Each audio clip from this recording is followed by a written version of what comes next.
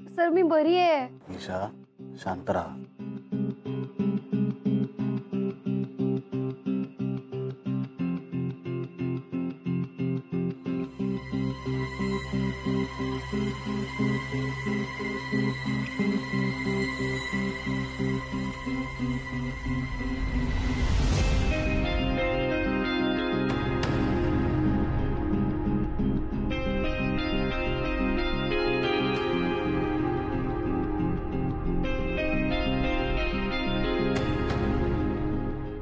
Sir काय शोधताय?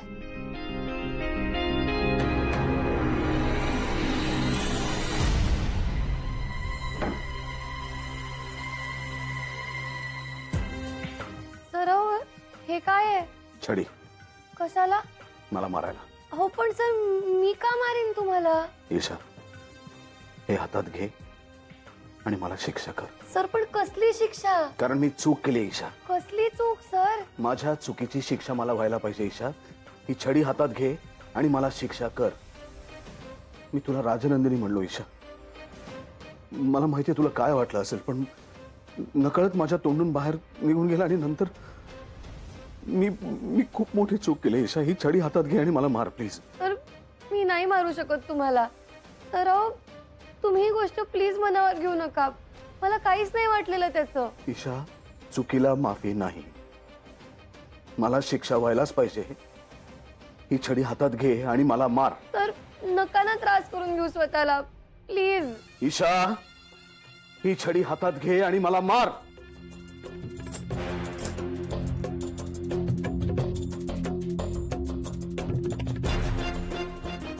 Sir चुकीला माफी नाही. सराव काय करताय?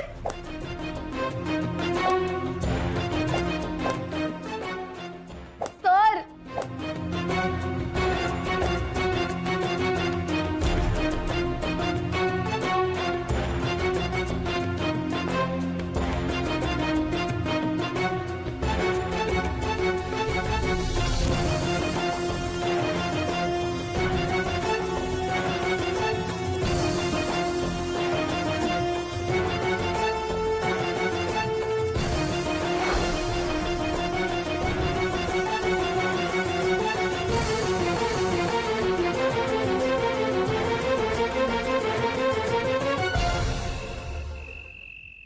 गेल्या कित्येक वर्षाच्या आठवणी दाटून आल्या.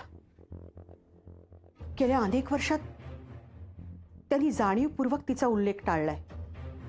का तर मला तिचा खूप लळा होता.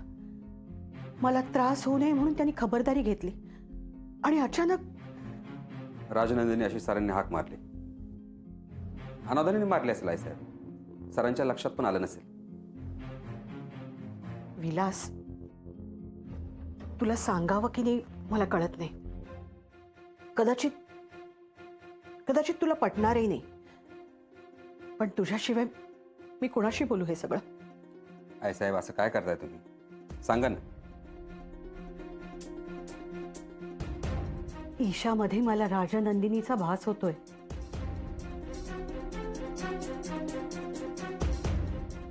अरे सोपं नाहीये विक्रांत. तुला जसं वाटतंय तसंच सगळं कसं होईल? ते मी घडवून दाखवेन. नाही होणार. हे बघ ईशा राजनंदिनी होऊ शकत नाही. तिला कुणीही राजनंदिनी मानणार नाही. या विक्रांत सरंजामेचे प्लॅन्स असे सहजासहजी फेल जात नाही झेंडे.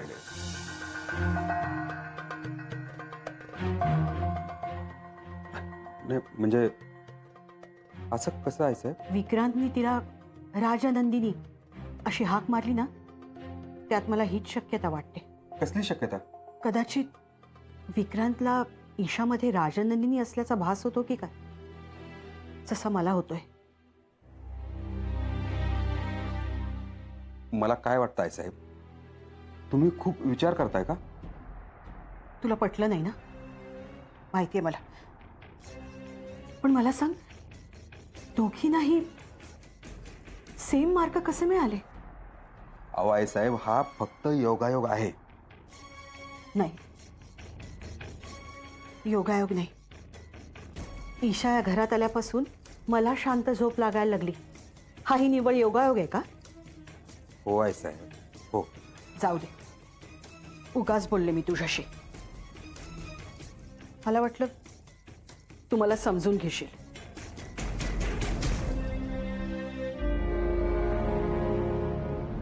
आहे मी तुम्हाला समजून सांगण्याचा प्रयत्न करतोय की हा केवळ योगायोग आहे, बाकी काही नाही. ईशा आणि राजनंदिनीमध्ये कुठल्याच बाबतीत साम्य नाही आहे साहेब. ईशा अशी चाळीत वाढलेली, राजनंदिनी राजकन्या महालात वाढलेली. कुठल्याच बाबतीत साम्य नाही आहे साहेब. तुम्हाला शांत झोप लागते याचं कारण काय माहिती आहे? आता घरात सगळं मंगल वातावरण आहे. तुम्हाला सरांच्या लग्नाची काळजी होती, त्यांचं लग्न झालंय म्हणून तुम्ही शांत झोपताय. आता ईशाच्या ठिकाणी दुसरी कुठलीही मुलगी असती ना तरी तुम्ही शांत झोपला असता. यामध्ये ईशाचा काहीही संबंध नाही. नाही, मला नाही वाटत तसं. हे इतकं साधं नाहीये. आई साहेब, तुम्हाला असं वाटत असेल तर वाटू द्या, पण प्लीज तुम्ही सरांना यातलं काहीही सांगू नका. म्हणजे कदाचित सरांना त्या दोघींची तुलना केलेलं आवडणार नाही. रिक्वेस्ट आहे माझी. येतो मी.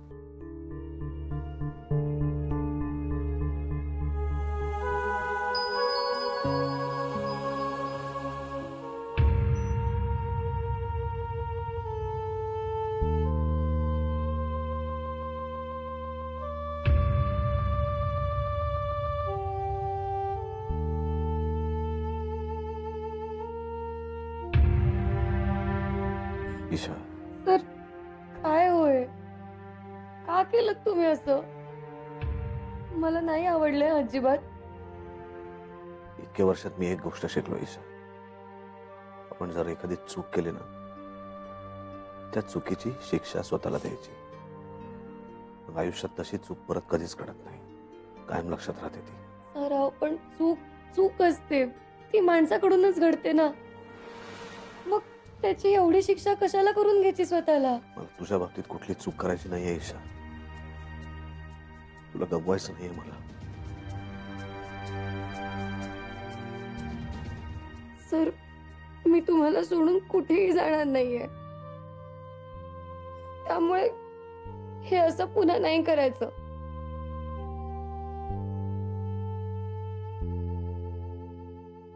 तुला आठवतंय ईशा, ऑफिसमध्ये तू माझ्यासाठी डबा घेऊन आली होतीस. मी दुर्लक्ष केलं होतं त्याच्यात. मग तू एकदा माझ्यासाठी चहा बनवत होतीस. मी तुला त्या चहाच्या कप मध्ये कप भरून शुगर क्यूब्स टाकायला सांगितले.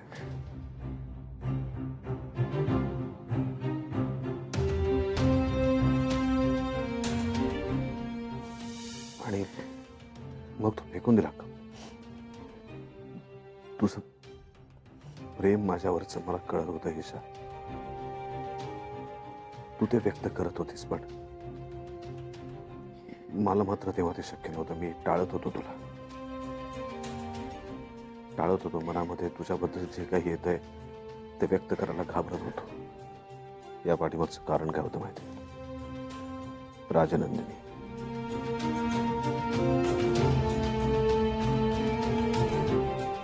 खूप मनापासून प्रेम करायचं तुझ्या, वेड्यासारखं प्रेम केलं. आणि मग एक दिवस अचानक ती सोडून गेली मला. तिच्याशिवाय आयुष्य कसं जगू कळतच नव्हतं मला. तिच्या सगळ्या आठवणी मी माझ्या मनाच्या कप्प्यात बंद केल्या आणि त्या आठवणींवरतीच दिवस काढायला लागलो. मग तू आली माझ्या आयुष्यात. तुला पाहिलं आणि मला प्रेमाची पुन्हा एकदा नव्याने जाणीव झाली. पण त्याच वेळेस असंही वाटलं की हे माझं जुनं प्रेम आणि माझं नवीन प्रेम याची सरमिसळ तर होणार नाही ना. माझ्या नव्या प्रेमावर अन्याय तर होणार नाही ना. म्हणून मी टाळायला लागलो तुला. पण जसजशी तुझ्यावरच्या प्रेमाची मला खात्री पटत गेली तसं एक दिवशी मी स्वतःशी एक ठाम निर्णय घेतला. प्रतिज्ञा केली की यानंतर आपल्या आयुष्यात पुन्हा कधीही राजनंदिनीचं नाव मी काढणार नाही, तिची आठवण येऊ देणार नाही.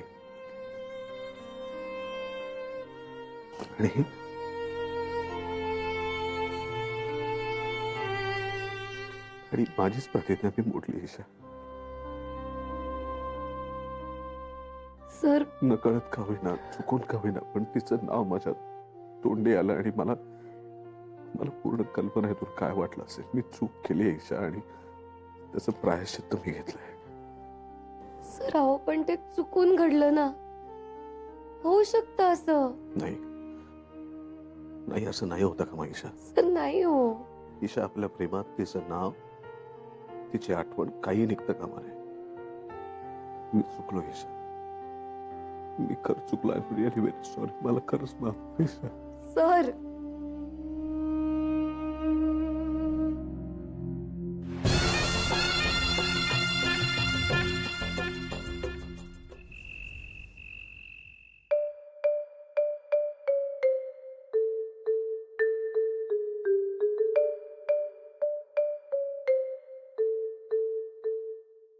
Jaydeep, what was that? What? प्रो इन लॉनी ईशाला राजनंदिनी म्हणून हाक मारली. How come? I don't know, पण दादा एकदम ओरडला ते नाव घेऊन. Do you really think Isha ही राजनंदिनी सारखी दिसते?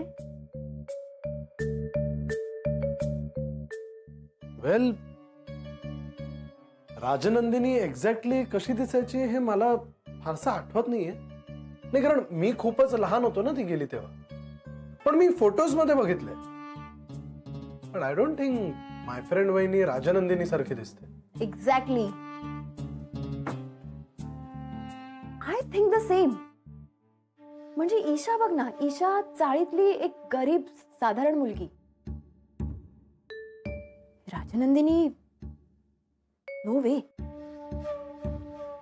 मग प्रो इन लॉने ईशाला राजनंदिनी म्हणून का हाक मारली असेल? म्हणजे ईशाशी लग्न झाल्यावर सुद्धा राजनंदिनीला ते विसरू नाही शकले. असं असेल रिअली? दादाच्या मनात काय असेल हे मी कसं सांगू तुला.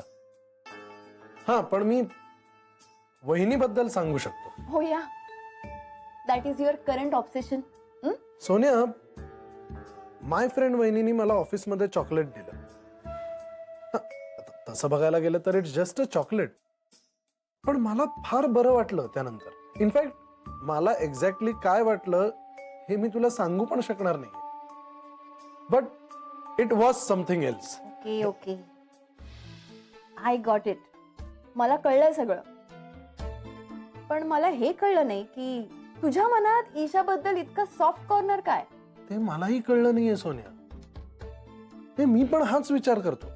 म्हणजे बघ ना, खरं तर ती या घरात नवीन आहे, पण तसं वाटत नाही. असं वाटतं की ती खूप पूर्वीपासून इथेच राहत होती. She is so friendly and so warm. काहीतरी वेगळं आहे तिच्यात. तू पण ना.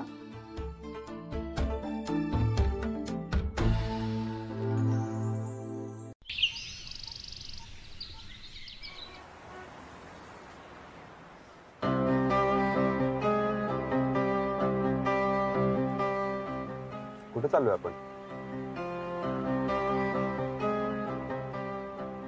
विक्रांत, सांग ना, कुठे चाललोय आपण? तुझ्या डोक्यात काय चाललंय ना तेच मला कळत नाही. धीर धर झेंडे, धीर धर, कळेल. मिळालेल्या संधीचा चांगला फायदा उठवला असतो. राजनंदिनी, डाव परफेक्ट होता की नाही? काल तू ईशाला राजनंदिनी अशी हाक मारली ना, त्यामुळे असं चर्चा सुरू झाली एकदम घरात. म्हणजे ईशा आणि राजनंदिनी त्यांच्यामध्ये अशी तुलना व्हायला लागली. हेच पाहिजे होतं तुला? अजून एक मोठा डाव बाकी आहे झेंडे. कुठला? आज आपण दोघंही फोनवरती एकमेकांशी अवेलेबल नसणार आहोत. तुझा फोन स्विच ऑफ करून टाक. मी ऑफिसला जाणार नाहीये आणि मी जिथे कुठे असणार आहे तिथे बाहेर तू माझी वाट बघत उभा राहायचं कळलं? पण हे सगळं कशासाठी? ईशाला ऑफिसमध्ये एकटं पाडण्यासाठी. ऑफिसमध्ये जे डिसिजन्स आहेत ते घ्यायचं टेन्शन तिला एकट्याला येऊ दे की जरा. एखादा रहस्य चित्रपट बघावा ना असं फिलिंग येतंय मला. प्रत्येक पावलागणीस अशी उत्कंठा वाढते. तुला वाटलं नव्हतं ना मी ईशाला राजनंदिनी म्हणून सिद्ध करू शकेन? खरं सांगू का, मला आताही असं वाटत नाही. पण तू एक एक जे डाव टाकतोयस ना, त्यामुळे मला ही पैज हारायला हरकत नाही असं वाटतंय. पण मला माहित आहे शेवटी मीच जिंकणार आहे. बघत राहा झेंडे, ही पैस तर मीच जिंकणार. फोन स्विच ऑफ कर.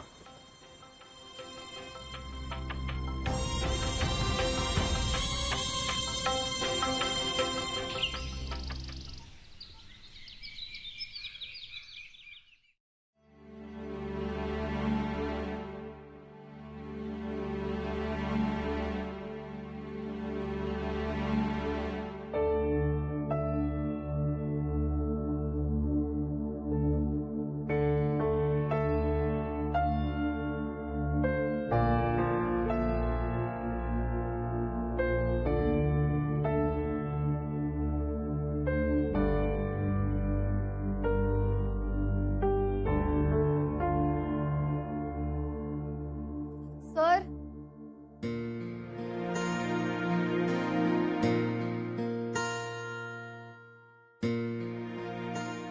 सर,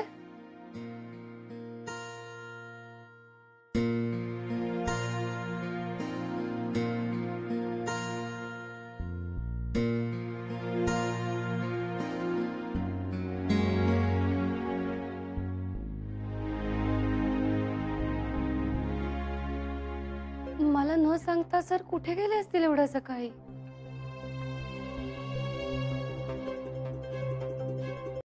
बॉबी, तुला सांगते इथे कामाला लागल्यापासून ना पहिल्यांदा साहेबांनी तिचं नाव घेतलं. अरे आईसाहेब सांगतात ना मला, ते कधीच त्यांचं नाव घेत नाही. सगळं दुःख मनात ठेवतात रे. तू कधी बघितलंयस राजनंदिनी मॅडमला? नाही रे, मी नाही कधी बघितलं त्यांना. मी तर दीदी बरोबरच इथं आलोय. हो ना, यांना माहिती असेल.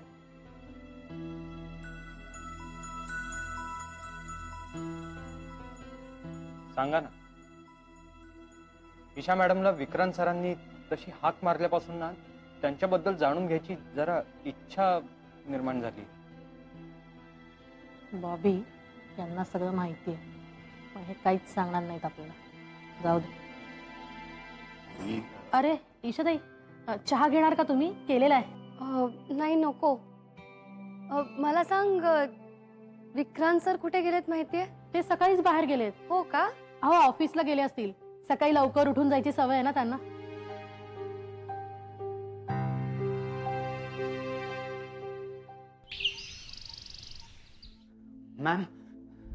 मॅम मेजर प्रॉब्लेम क्रिएट झालाय.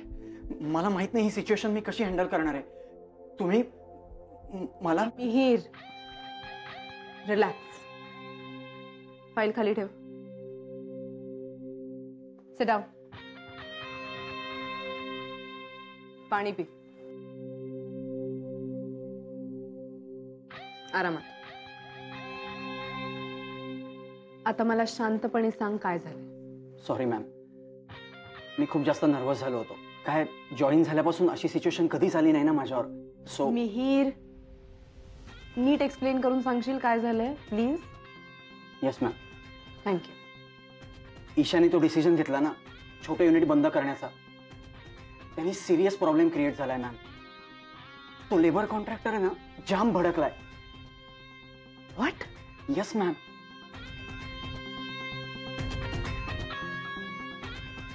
पण मला त्यांचा काहीच कॉल आला नाही अजून. ते सगळे कॉल्स मी अटेंड करतोय मॅम. पण मला असं वाटतंय आता मात्र सिच्युएशन हाताबाहेर जाईल. नाही नाही मिहीर, आपण सिच्युएशन हाताबाहेर जाऊ द्यायची नाही. एक मिनिट, सरांना कॉल करून बघते. मॅम मी सरांना ऑलरेडी ट्राय केलाय खूप वेळा. सरांचा फोन पण स्विच ऑफ आहे. सरांचा फोन स्विच ऑफ आहे. मला खरंच कळतच नाही आता काय करायचं. तो लेबर कॉन्ट्रॅक्टर राजेश मला थोड्या वेळाने पुन्हा फोन करतो असं म्हणलाय. सगळ्यांना चिथवेल तो आता. आणि खूप काहीतरी वाईट घडेल असं वाटतंय मॅम मला त्याच्या बोलण्यावरून. खरंच. सरांचाही फोन लागत नाही आणि आपण काहीच डिसिजन नाही घेऊ शकत या बाबतीत.